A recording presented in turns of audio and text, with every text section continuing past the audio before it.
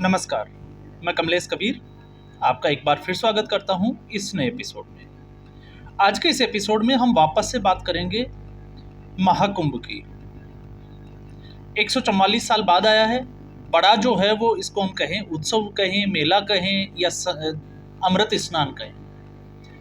देश और दुनिया से हर जगह से जो है वो इसमें श्रद्धालु पहुंचे हैं और जिस तरीके से योगी आदित्यनाथ ने इसकी पूरी कमान अपने हाथ में ली, उसके बाद से ही विपक्ष हो चाहे वामपंथी मीडिया, ये लगातार जो है वो इंतजार में था कि वहां पर कुछ ऐसा हो जिससे उनको मसाला मिल जाए योगी आदित्यनाथ, भारतीय जनता पार्टी और सनातन धर्म के ऊपर हमला करने के लिए। अब इतने बड़े आयोजन में, जिसमें अनुमान ये लगाया जा रहा है कि 30 करोड़ के आसपास जो है वो लोग अब तक पहुंच चुके हैं, तो मुझे नहीं लगता कि इस पूरी दुनिया में किसी दूसरी संस्कृति और धर्म में इतना बड़ा कोई आयोजन हुआ होगा। अब इतना बड़ा आयोजन जब होता है तो उसके दोनों पहलुओं पे जो है वो हम अगर बात करें तो बड़े चांसेस रहते हैं कि वहां पर कुछ ऐसी घटनाएं जो है वो घट जाती है। जैसे आपने देखा जिस तरीके से आग लगी, कारण कुछ भी हो सकते हैं, भगदड़ मची। और ऐसा नहीं है कि ये सिर्फ और सिर्फ जो है वो कुंभ में ही हुआ है, लेकिन इस बात से भी नहीं नकारा जाता कि योगी आदित्यनाथ की सरकार ने जिस तरीके से वहां पर व्यवस्थाएं की है इतने लोगों के लिए, वो भी अपने आप में जो है एक आश्चर्यजनक जो है वो हम कह सकते हैं, क्योंकि इससे पिछली सरकारों ने जो भी किए उसमें इतनी जो है वो व्यवस्थाएं देखी नहीं गई। ये प्रयागराज की जो है वो एक पूरी रिपोर्ट है। लेकिन जैसे ही भगदड़ मची, वहां पर जो है वो लोगों की मौत हुई, श्रद्धालुओं की, वो वाकई में जो है वो जिसको हम कहें कि हृदय विदारक घटना, तो इसमें जो है वो कोई गलत नहीं है। लेकिन उसके बाद से जिस तरीके से राजनीति शुरू हुई है, तो जो राजनीति शुरू हुई है वो राजनीति का आप देखिए, जैसे बोलते हैं ना कि गिद्ध जो होते हैं वो लाशों का इंतजार करते हैं और जैसे ही उनको लाश दिखती है वो उसके ऊपर टूट पड़ते हैं। और ये इस वक्त जो स्थिति है, ये पूरे वामपंथी हो या सनातन विरोधियों की इस वक्त जो है वो बनी हुई है। अब ऐसी स्थिति में जब संगम के तट पर 30 करोड़ लोग अगर स्नान करेंगे, एक जगह इकट्ठे होंगे, तो जाहिर सी बात है वो खाना भी खाएंगे, वो मलमूत्र का त्याग भी करेंगे, गंदगी भी फैलेगी, वो तमाम तरह की चीजें जो है वो वहां पे होगी। लोग आएंगे, बीमार भी होंगे, उनको इलाज मुहैया भी कराया जाएगा। कुछ लोग जो है वो साइलेंट अटैक के शिकार भी हो सकते हैं। तो तमाम तरह की संभावनाएं जो है वो प्रबल रहती है। लेकिन सबका एक अपना नजरिया होता है। कुछ लोग कमी को देखते हैं, कुछ लोग जो है वो अच्छी चीजों को देखते हैं। अब ऐसी स्थिति में वामपंथी मीडिया का एक ढोल, ये मैं क्योंकि चाहे उसको शरीर से वैसे बोलना नहीं चाहिए, पर शरीर से बोले या अकल से बोले, अशोक वानखेड़े, उसका एक वीडियो सामने आया और उसमें जिस तरीके से उसने थंबनेल लगाया, आप देखोगे कि अखाड़ों में जो है वो वेश्याएं और दारू, पार्टियां चलती है और साथ में बीजेपी के बड़े नेता या मोदी के करीबी का खुलासा। अब आप एक चीज देखिए, इस जिसको हम कहें कि इस वीडियो में मोदी का क्या कनेक्शन है। तो फिर मैंने जो है वो सर्च किया कि इसकी सच्चाई क्या है, क्योंकि आरोप जो है वो बहुत बड़ा है, ये संस्कृति के ऊपर आरोप है। और हो सकता है ऐसी कोई घटना अगर हो भी, तो मुझे नहीं लगता कि ऐसी चीजों पे जो है वो बात करनी चाहिए। लेकिन जब इसने बात करी दी तो हम जो है वो थोड़ा सा इस पे ही बात कर लेते हैं। अशोक वानखेड़े, अगर आप सर्च करोगे तो अशोक वानखेड़े का जो कैरेक्टर है वो आपको ज़्यादा जो है वो असोसिएशन करने में जोर नहीं आएगा कि वो किस तरीके से अपनी जो है वो दलाली करते हैं और दलाली की प्रकाष्ठा क्या है। और वो उस पार्टी के जो है वो दलाली करते हैं जिस पार्टी के केसी वेणुगोपाल के ऊपर उसने एक आरोप लगाया था हरियाणा के विधानसभा चुनाव में कि वो अपने महिला मित्रों को जो है वो टिकट देता है।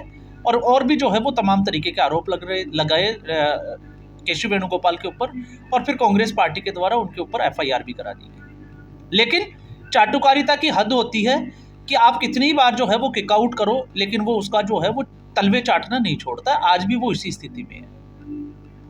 हरियाणा जो है वो विधानसभा चुनाव कांग्रेस पार्टी को जिता दिया, फिर उसके बाद महाराष्ट्र भी जिता दिया, और अब दिल्ली विधानसभा चुनाव भी जो है वो जिताने की तैयारी पूरी चल रही है इस पूरी लॉबी की। लेकिन जब इस बात पे हम आते हैं कि आखिर मामला क्या है, अखाड़ों में जो दारू और वेश्याओं की जो बात थी वो कहाँ से आई। तो इसको समझने के लिए जब आप सर्च करोगे आपको पता चलेगा ये मामला जो है वो गुजरात से जुड़ा हुआ है। और जब ये मामला गुजरात से जुड़ा हुआ है तो आपको पता है गुजरात लॉबी में नरेंद्र मोदी और अमित शाह को घेरने की तैयारी पूरी चलती है। तो अंबाजी जो शक्तिपीठ है गुजरात की, उसके जो महंत थे, आपको पता होगा, उनका देहावसान जो है वो 18 नवंबर को हो गया था। और उसके बाद में उनके 2 शिष्यों के बीच में एक हरिगिरी महाराज और दूसरे जो है वो महेश गिरी। महेश गिरी का इतिहास ये है कि ये नासिक जिले के जन्मे हुए जो है वो है महाराष्ट्र से। और फिर उसके बाद में इनका जो है इतिहास ये है कि ये घर छोड़ के चले गए थे 17 साल की उम्र में। फिर उसके बाद में ये जूनागढ़ के जो अखाड़ा है उसके संपर्क में आए और उसके बाद में इनका आध्यात्मिक का जो है वो सारा कुछ चला।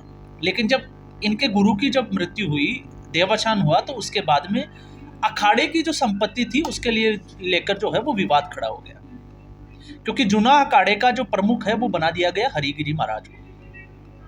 और महेश गिरी महाराज जो है वो भारतीय जनता पार्टी के सांसद भी रहे, इसलिए जो है वो अशोक वानखेड़े ने कहा कि ये भारतीय जनता पार्टी से जुड़ा हुआ व्यक्ति है। लेकिन जब बात यहाँ आ जाती है कि क्या जूना अखाड़े में जिस तरीके से इस महेश गिरी ने आरोप लगाए हरिगिरी के ऊपर, तो क्या वाकई में जो है वो इस तरीके की घटनाएं, क्योंकि आरोप क्यों लगाया गया, अगर उसकी आप जो है वो पृष्ठभूमि पे जाओगे, क्योंकि क्राइम जो होता है तो क्राइम का भाव देखा जाता है कि मंशा क्या रही होगी। तो जब आप किसी के ऊपर आरोप लगाते हो तो आपके आरोप लगाने की मंशा क्या रही होगी, तो मंशा ये थी, निकल के आता है कि इस महेश गिरी को 3 दिसंबर को ही इस जूना अखाड़े में प्रवेश, या हम कहें कि महाकुंभ में प्रवेश जो है उसका प्रतिबंधित कर दिया गया था। और बाकी जो भारतीय अखाड़ा परिषद जो है वो सारा का सारा जो है वो साथ चला गया हरिगिरी के साथ, कि अगर हरिगिरी को अगर ये और बदनाम करने की कोशिश की जाएगी तो फिर साधु संत जो है वो गुजरात पहुंचने में देरी नहीं करेंगे। तो ये सीधे तौर से जो है वो महेश गिरी को धमकी दी।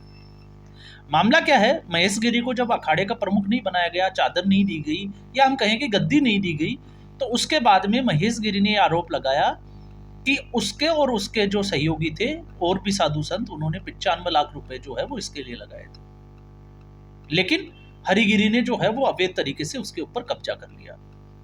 और ऐसी स्थिति में, जिसको कहते हैं ना कि जब व्यक्ति चारों तरफ से गिर जाता है और कोई पार नहीं पड़ रही हो, तो फिर इस तरीके के आरोप जो है वो शुरू हो जाते हैं। तो आरोप किसने लगाया? महेश गिरी ने। किसके ऊपर लगाया? हरिगिरी के ऊपर, जो जूना अखाड़े का प्रमुख है। तो विशेष तौर से जो है वो ये कहने की कोशिश थी कि जो प्रयागराज में जो महाकुंभ हो रहा है उसमें जितने भी साधु सन्यासी और जो अखाड़े वाले जो पहुंचे हुए हैं वो इस तरीके का कुकृत्य कर रहे हैं, जिसको सरकार को उसके ऊपर जो है वो संज्ञान लेना चाहिए। तो ये एक तीर से 2 निशाने वाली बातें थी। एक, सनातन को गाली देना कि सनातनी जो है वो इकट्ठे होते हैं साधु संत, तो वो इस तरीके का करते हैं, और दूसरा सरकार को घेरने की तैयारी थी। तो सरकार की जिस तरीके से सरकार ने वहां पर जो है बंदोबस्त किए हैं, जो भी लोग जाते हैं दिखाते हैं।